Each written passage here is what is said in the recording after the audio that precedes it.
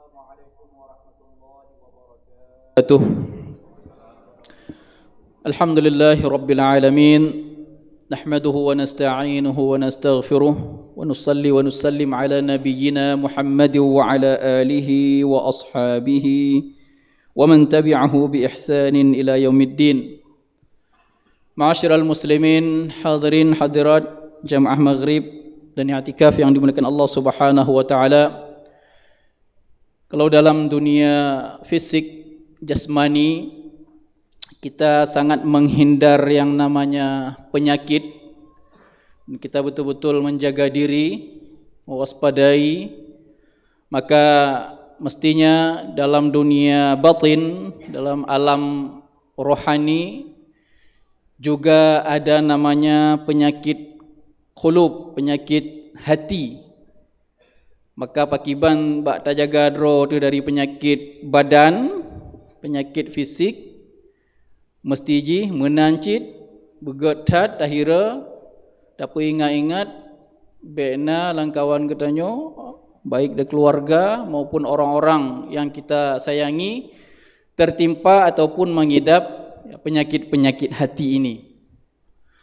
Hadirin sidang jamaah melakukan Allah Subhanahu wa taala dalam sebuah hadis yang panjang diingatkan oleh Rasulullah sallallahu alaihi wasallam di akhir hadis panjang tersebut tentang penyakit hati ini kita kutip Anin Nu'man ibni Bashir radhiyallahu an anna Nabiy sallallahu alaihi wasallam qala ala wa inna fil jasadi mudghah idza salahat salahal jasadu kulluh wa idza fasadat fasadal jasadu kulluh ala wa hiyal qalb.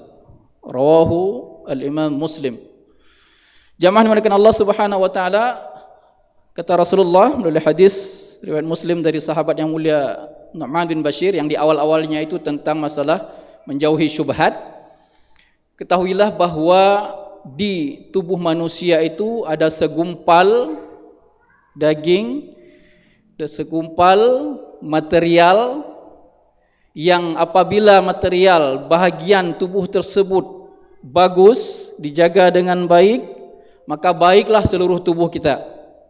Sedangkan apabila segumpal yang tidak dijaga itu buruk, maka hancur, rusaklah seluruh tubuh manusia.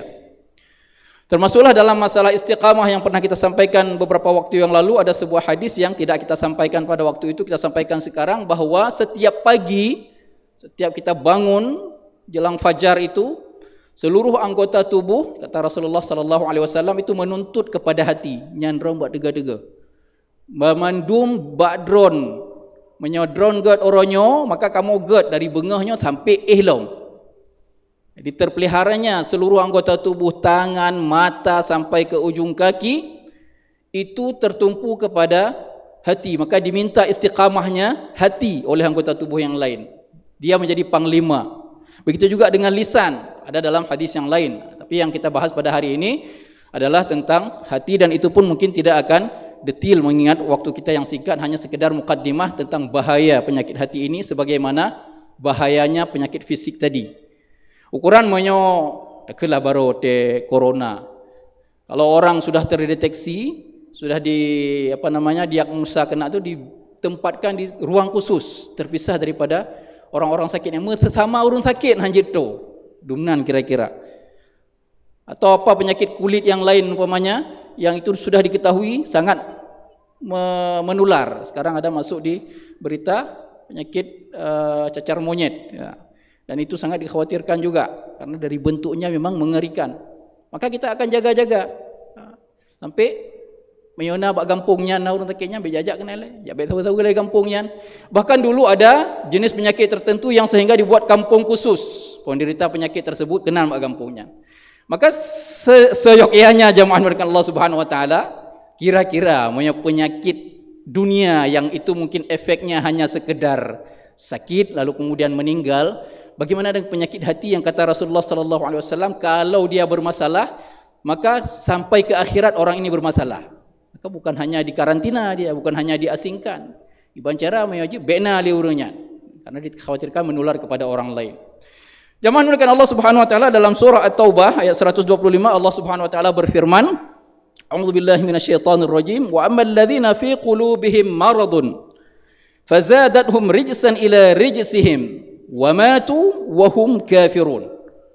Adapun orang-orang yang di hati mereka itu ada penyakit, maka Allah Subhanahu wa taala akan menambahkan terus kekotoran dan kekejian, kekufuran yang sudah ada pada mereka terus bertambah sampai mereka mati dalam keadaan kafir. Kalian pekiban sebenarnya penyakit hati itu adalah penyakit orang kafir. Mestinya tidak ada pada seorang muslim, tetapi percikan-percikannya ada pada orang muslim. Ada sifat-sifat orang kafir, ada kelakuan-kelakuan orang kafir yang ciri-cirinya itu kadang-kadang diidap oleh orang muslim. Maka kalau kita melihat kepada ayat ini, khawatir sekali orang-orang yang mengidap padanya itu sudah ditimpa penyakit hati itu bisa sampai wamatu wahum kafirun, akan menolak segala nilai-nilai keimanan, itu sudah pada level yang paling parah, sampai akhirnya mati dalam keadaan kafir. Dalam awal surat Al-Baqarah lain lagi sifat orang munafik yang disebutkan. Wa minan nasi may yaqulu amanna billahi wa bil yaumil akhir wa ma hum bimumin. Di antara manusia itu ada orang yang sebenarnya di mulut mereka saja mereka mengatakan kami beriman dengan Allah Subhanahu wa taala, kami beriman kepada hari akhirat, kami beriman. Artinya kalau konsekuensi beriman kepada Allah, tentu hak Allah ditunaikan. Kalau konsekuensi beriman kepada hari akhir, maka komitmen bahwa nanti akan ada kebangkitan, akan ada mizan, akan ada hisab dan akan ada jaza, pembalasan, akan ujungnya akan ada syurga dan neraka. Tetapi Allah katakan wa ma hum bimumin. Orang-orang seperti ini pada dasarnya mereka tidak beriman, hanya di mulut saja. Fi qulubihim marad fazadahumullahu marada wa lahum adzabun alimun bima kanu yakdzibun. Yang kalau urutan ayat-ayat ini disebut oleh para ulama ini sebenarnya derajatnya lebih parah daripada orang kafir. Orang-orang munafik ini bukan orang Islam, tetapi mereka menyamar kulitnya sebagai orang Islam dengan tujuan merusak orang Islam dan menghancurkan orang Islam dari dalam. Kalau bahasa kita mungkin musuh dalam selimut atau musang berbulu ayam. Jadi lebih parah daripada orang kafir. Urung kafir kan nyata-nyata juga deh, ya kan? Begadro Yahudi, kafir, ya. Kita perangi. Tapi kalau orang-orang yang menyamar seolah-olah dia membela bersama dengan orang Islam, tapi pikiran-pikirannya kita lihat menyimpang atau berusaha merusak sesama orang Islam. Fi qulubihim marad. Ini orang-orang yang ada penyakit dalam hatinya.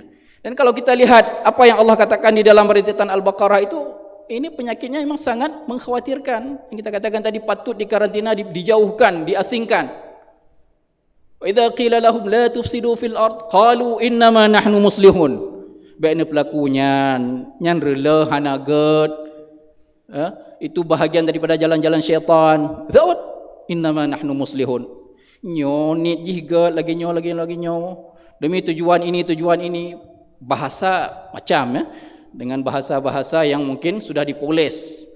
Katakanlah sekarang ada istilah hak asasi manusia, kebinekaan, keseragaman, kepancasilaan dan sebagainya, yang sebenarnya kalau kita betul-betul tarik kepada nilai-nilai keseragaman, kebinekaan dan kepancasilaan itu sendiri, sebenarnya tidak akan lari.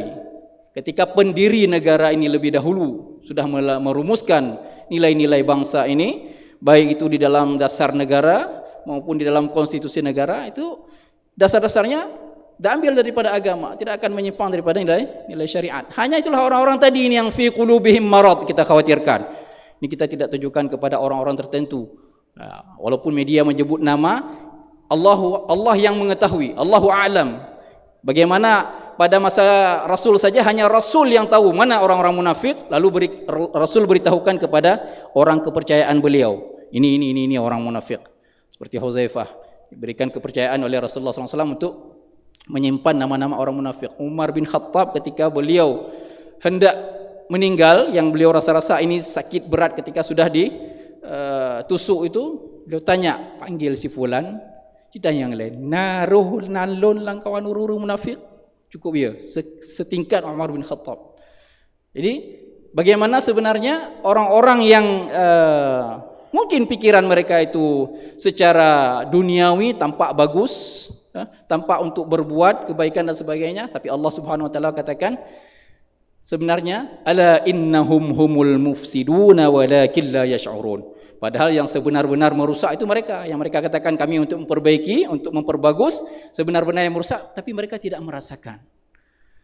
Wa idza laqul ladzina amanu qalu amanna wa idza khalau ila syayatinihim qalu inna ma'akum innama nahnu mustahzi'un, dan seterusnya sampai beberapa ayat. Yang kalau tadi di awal ayat orang mukmin Allah cukupkan beberapa ayat tentang orang kafir 2 ayat, tetapi kemudian rentetan orang-orang munafik ini, orang-orang yang punya penyakit ini, penyakit hati ini sampai beberapa ayat. Merupa ngurung mukmin, kamu tanya ron. Merupa ngurung rekan roy ila syayatinihim. Jadi sampai-sampai Allah mengatakan kelompok mereka itu sebagai kelompok para syaitan.